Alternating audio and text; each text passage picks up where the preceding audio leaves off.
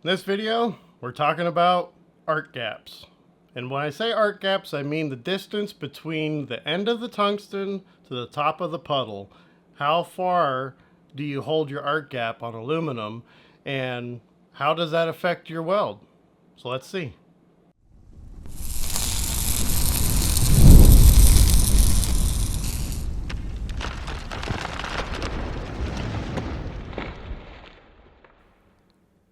So first things first, let's take the ground off. The reason we want to take the ground off is because I want to show you just the high frequency. See, this is really too close, and you can see that it's really tight up against that tungsten. And here, it's going to be a little bit more in kind of the Goldilocks zone, might be a little bit too far away, but you can see how the high frequency was reaching. And right here, you're going to see that I'm really high. You would never want to weld this high or this big of an arc gap, but just to show you what's going on between the tungsten and the material. As you get closer and further away, you can really see how it's jumping around, or it looks like it's about to choke out. Not really sure why it's making that high-pitched squeal, but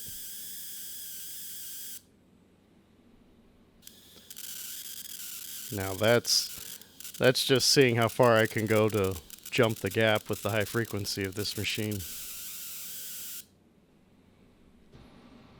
Put the clamp back on.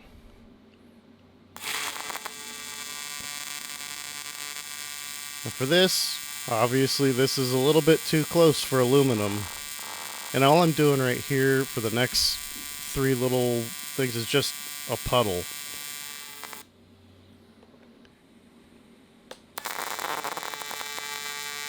This one's too far. You can see that big plume of an arc coming off the tungsten, and it doesn't look right. It looks like it's dancing all over the place. Where it was too close, the plume doesn't have anywhere to go. It's just too close, and when it's too far, you see how it's almost making a bell shape.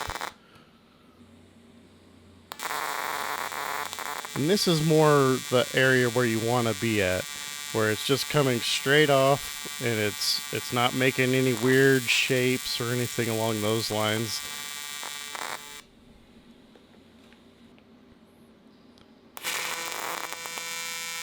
And this I'm going to go up and down a little bit. I'm going to come in.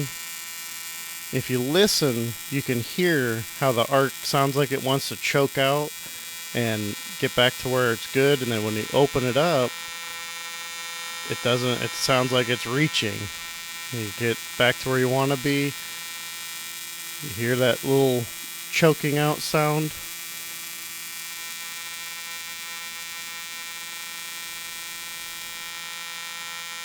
The reaching sound. Back to a smooth buzz. And you're wanting to hear that smooth buzz sound. Now here we're going to add some wire and actually run a couple beads. And this is too close. And if you look at the end of the tungsten, how close it is to the top of the puddle, there's a couple times I'm actually surprised it didn't touch the tip of the tungsten. But you can hear how it sounds just really like it's wanting to choke out the arc almost, because you're too close.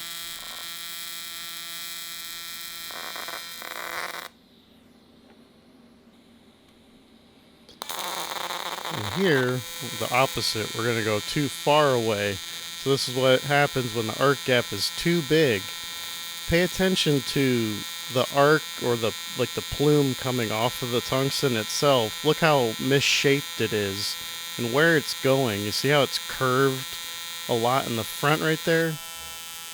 When you get that big curve, it makes it harder to get the wire in before it melts away, because it's so hot in that plume area. I don't know if that's the plasma zone, but that's extremely hot right there.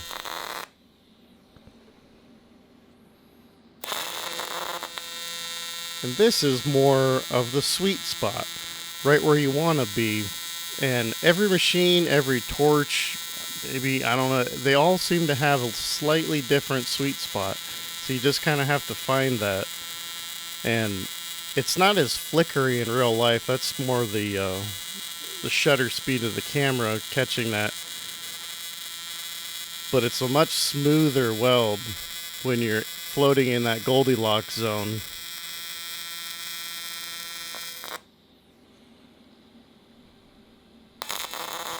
And here I'm going to do what I see a lot of people doing when I'm having a TIG class, or just somebody that's new, is you get really, really close, and then you pull away a little bit, and then you get back really close, and then you come up. So this might be what you're seeing when you're welding if you're new to this.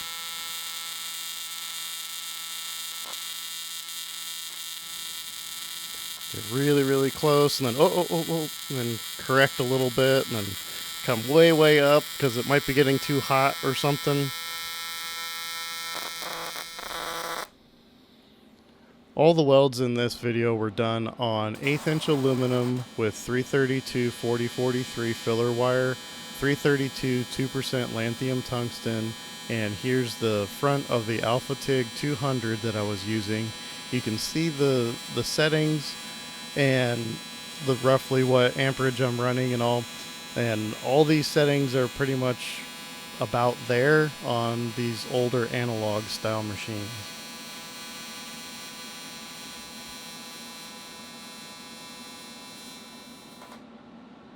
Well, I hope this one really helps you out a little bit, because holding the right arc gap can really make a big difference when welding aluminum and really welding any material. But with aluminum, you can definitely hear a difference between holding it too close and too far away.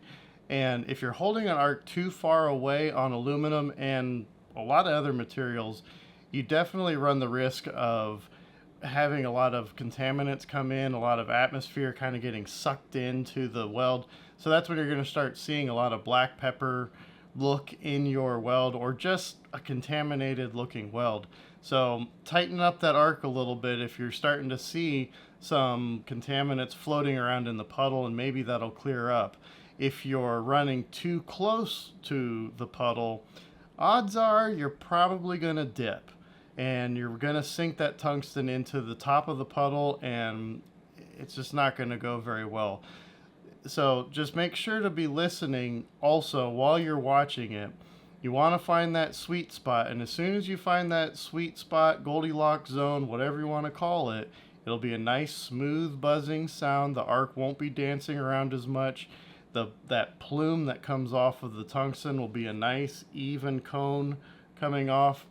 And that's what you're really looking for. So if you've noticed different things in your weld that you can't really figure out what's going on, you might be holding the torch a little bit too far away or too close.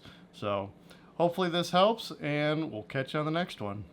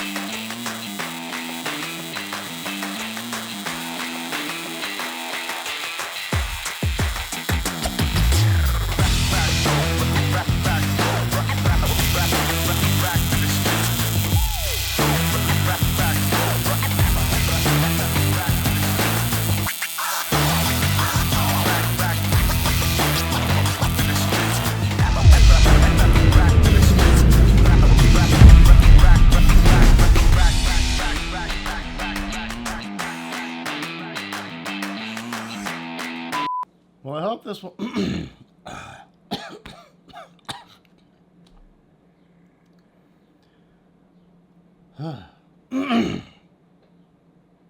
That was bad. Probably shouldn't eat ice cream before trying to record something.